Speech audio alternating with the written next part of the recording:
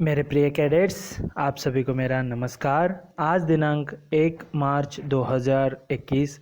आज के दिन हम जो है 10वीं कक्षा के से जो है स्पर्श भाग 2 के अंतर्गत पद्य भाग में से पाठ संख्या 4 जिसका शीर्षक है यानी यह एक आधुनिक कविता है जिसका शीर्षक है मनुष्यता। आज हम रिवीजन के तौर पर फिर से अध्ययन करेंगे मनुष्यता, जो एक आधुनिक कविता है। इसके कवि हैं, लेखक भी हैं, ये कवि भी हैं। कवि मैथिली शरण गुप्त ना बल्कि यह राष्ट्र कवि हैं। साहित्य में इन्होंने बहुत सारा पांडित्य हासिल किया है और खंड काव्य जो है इन्होंने प्रमुख रूप से रचा हुआ है।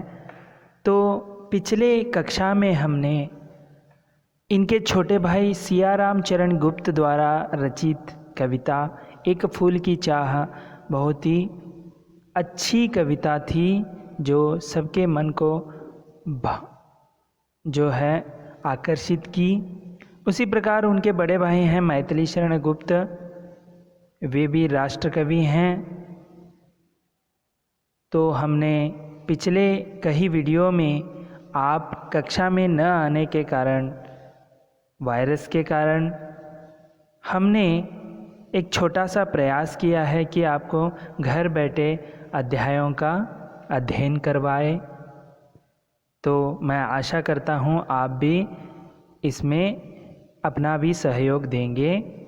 तो अब हम आधुनिक कविता जो है मनुष्यता यानी मैनहुड या ह्यूमैनिटी किस प्रकार होती है मानव के तहत, यह सभी जो है मैथिली शरण गुप्त ने यहाँ पर पद्य के या कविता के माध्यम से कहने की कोशिश की है। उसका अध्ययन करने से पहले हम मैथिली शरण गुप्त का कुछ परिचय जान लेंगे, जो इस प्रकार है।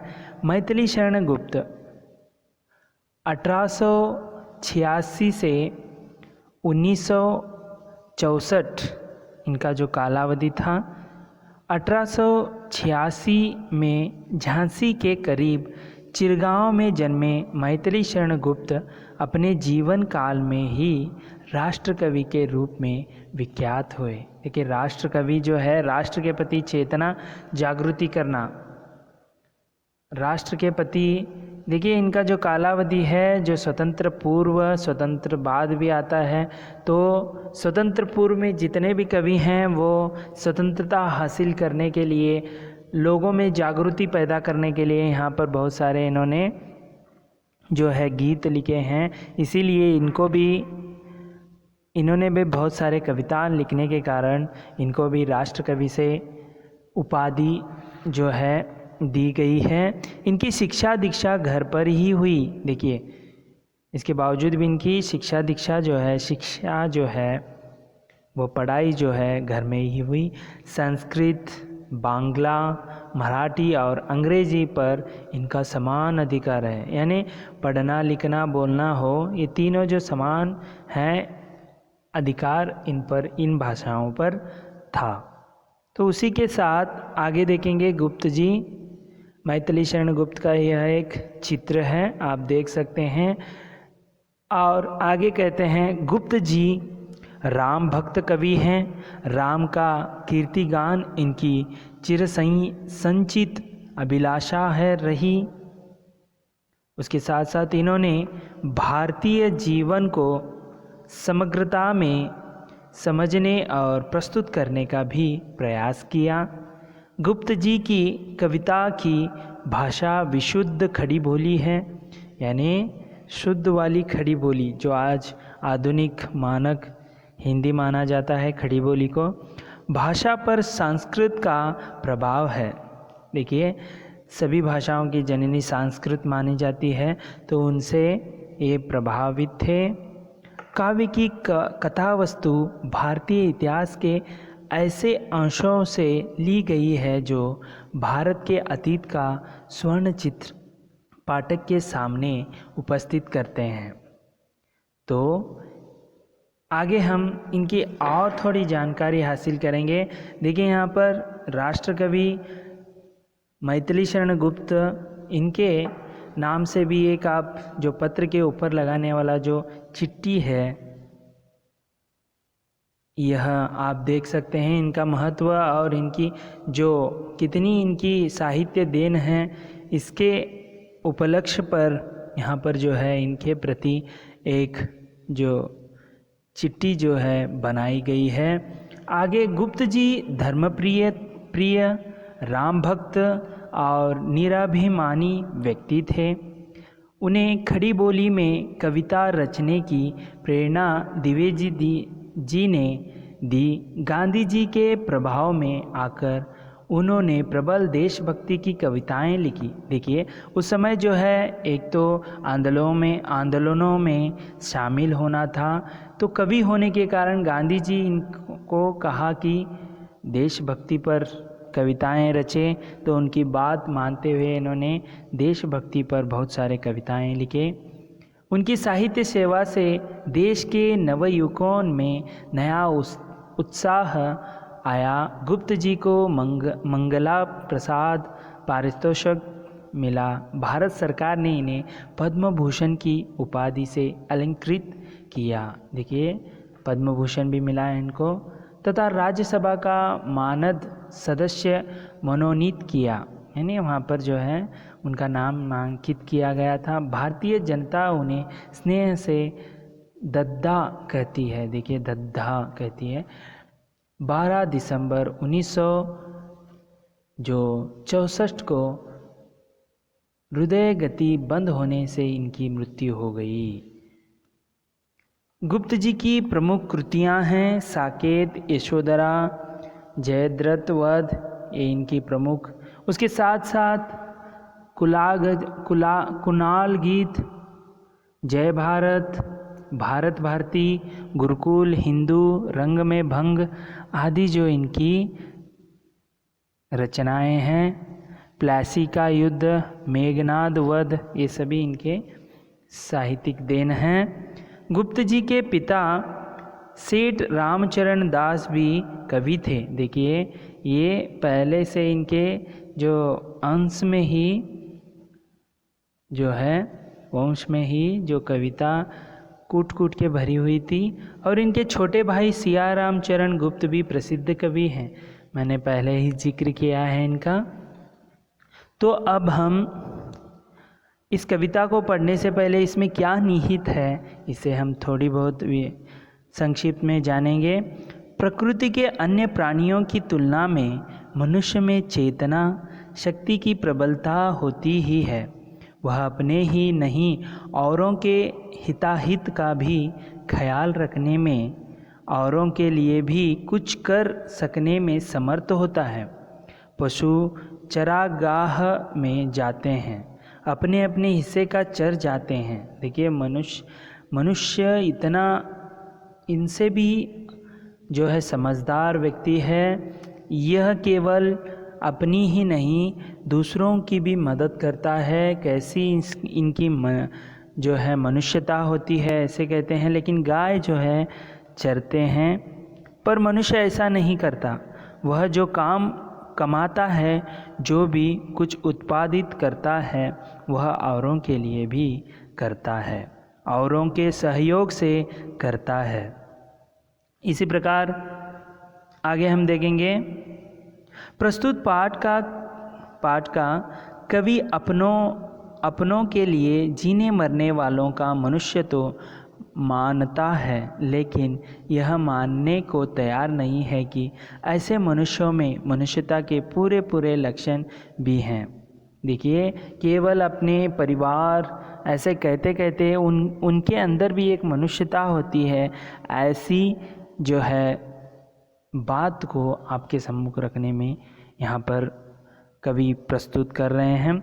वह तो उन मनुष्यों को ही महान मानेगा जिनमें अपने और अपनों के हित चिंतन से कहीं पहले और सर्वोपरि दूसरों का हित चिंतन हो। उसमें वे गुण हो जिनके कारण कोई मनुष्य इस मृत्यु लोक से गमन कर जाने के बावजूद युगों तक औरों की यादों में भी बना रह पाता है। देखिए, केवल मनुष्य जन्म जब आता है तो उसका मरण भी जो है लिखित होता है, लेकिन इसके बीच में जो अंतर्गत कालावधि में आपको ऐसा काम करना है जो युगों युगों तक आपका नाम जो है लेते रहे। उसकी मृत्यु भी सुमृत्यु हो जाती है। आखिर क्या है वे गुण जो मनुष्य के अंतर्गत हैं, उसे हम अब कविता के माध्यम से देखेंगे। कविता का शीर्षक है मनुष्यता। पहला पंक्ति है, यानी पहला पंक्ति, विचार लो कि मृत्यु हो न मृत्यु से डरो कभी, मरो परंतु यो मरो की याद जो करे सभी, हुई न यो सुमृत्यु तो रुथा मरे, रिथा जिए, मरा नहीं वही की जो जिया न आपके लिए। पांचवा लाइन है, वही पशु प्रवृत्ति है कि आप ही चरे, वही मनुष्य है कि जो मनुष्य के लिए मरे। देखिए, यहाँ पर जो है इन्होंने पशु के माध्यम से और उदाहरण देते हुए मनुष्य जो है केवल अपना ही नहीं, दूसरों को भी जो है मदद करना, सहायता करना, यह करते हुए वह जीता है। ऐसे लोगों को आप, मनुष्यता जो आपके मन में है, कवि यही कहना चाहते हैं कि आप डरो मत। कविता तो इसमें मृत्य, यानी पहले लाइन में मृत्य लिखा है, इसका अर्थ है मरणशील, जिसका मरण तय है। अब मृत्यु यानी जो आपको पता है मरण, सुमृत्यु। आपके देखिए यहाँ पर तीसरे लाइन में है श्री मृत्यु, इसका गौरवशाली मृत्यु, नाम कमाना कहते हैं। और उसी लाइन में रिथा है, देखिए रिथा व्यर्थ बेकार होता है। और उसी प्रकार पांचवें लाइन में पशु प्रवृत्ति है, उसे कहते हैं पशुओं जैसा स्वभाव। और जो पांचवें लाइन में देखिए लास्ट में है चरे, यानी खाए पिए भोग करे। इस प्रकार इसका आशय कवि ने किस प्रकार कहा है उसका अध्ययन अब करेंगे हम। कवि पाठकों को संबोधित करके कहता है, हे पाठकों, तुम यह याद रखो कि तुम मरणशील हो, यानी तुम्हारी मृत्यु जो है तय है। मन में समझ लो कि तुम्हें एक ना एक दिन अवश्य मरना है। तो ये जो मनुष्यों, आपकी मृत्यु जो तय है, आप एक ना एक दिन मरना है। पैदा होता है तो इंसान एक ना एक दिन मरेगा, इसीलिए मौत से डर मत करो। देखिए, वो धैर्य दे रहे हैं आपको, जो है यहाँ पर हौसला दे रहे हैं कि डरो मत। मृत्यु से क्यों डर रहे हो, मौत से क्यों डर रहे हो? तुम ऐसा मौत मरो कि जिसे सब लोग याद करें। देखिए, आपको ऐसे मरना है जो सभी लोग याद करें। जो आप महात्मा गांधी जी को ले लीजिए, वे मरकर बहुत साल हो गए, लेकिन आज भी लोग स्वतंत्रता दिवस मनाते समय गांधी जी का जो है जिक्र करना नहीं भूलते हैं। कोई ऐसा महान और गौरवशाली काम करते करते मरो कि तुम्हारी मौत सुमृत्यु कहलाए।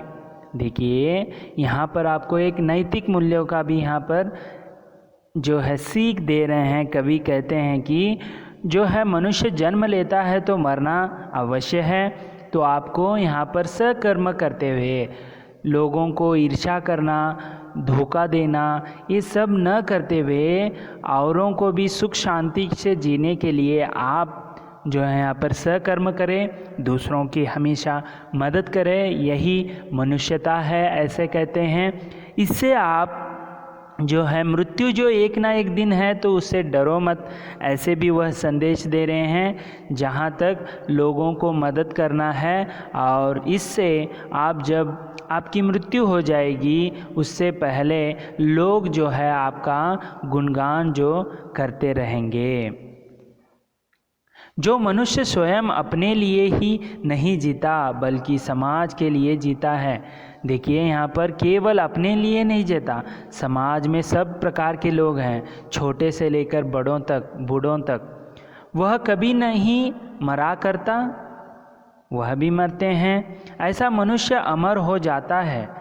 देखिए मनुष्य तो मरता है लेकिन कोई उसका गुणगान नहीं करता। यदि वह अच्छे कर्म करके मरता है तो वह हमेशा अमर रह जाता है। स्वयं अपने लिए खाना, कमाना और जीना तो पशु का स्वभाव है।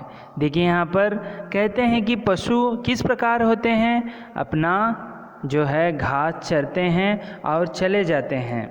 तो इसका मतलब है आपको भी इसमें, इस जन्मभूमि आपको जन्म दी है तो यहाँ पर आप क्या करिए, कुछ ना कुछ काम करके जाइए, सकर्म कीजिए, ऐसे यहाँ पर कहना है।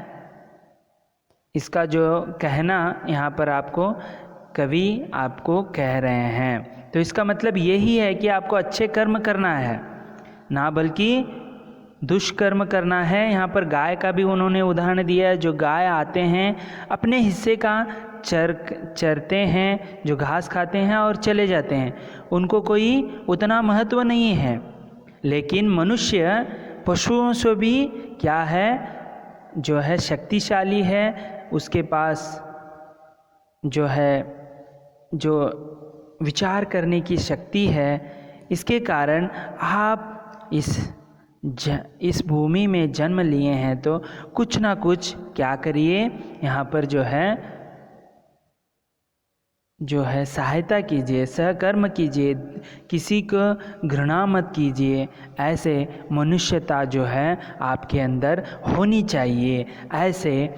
और वे ये भी कह रहे हैं कि आपको डरना नहीं है, यहाँ पर डरना नहीं है मरने के लिए, क्योंकि एक बार जन्म लेता है तो वह मर जाता है। इस तरह जो है मैथिली शरण गुप्त अपनी कविता की पहली पंक्ति में यही कह रहे हैं कि मृत्यु, मरण और जो है जन्म और मरण अपने हाथों में नहीं होती है।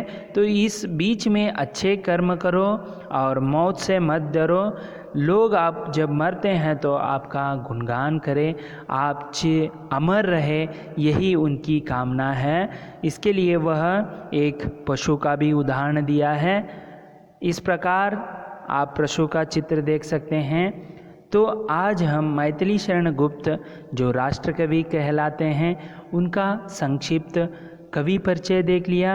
उसके साथ साथ मनुष्यता का जो आधुनिक कविता है पहली पंक्ति का भी हमने विवरण किया। अगले वीडियो में हम उसके अगले जो पंक्तियों का विवरण करेंगे। तब तक के लिए धन्यवाद। आपका दिन मंगलमय हो। आप कोरोना वायरस होने के कारण आप अपने घर में ही रहिए, सुरक्षित रहिए, यही मेरी कामना है। धन्यवाद।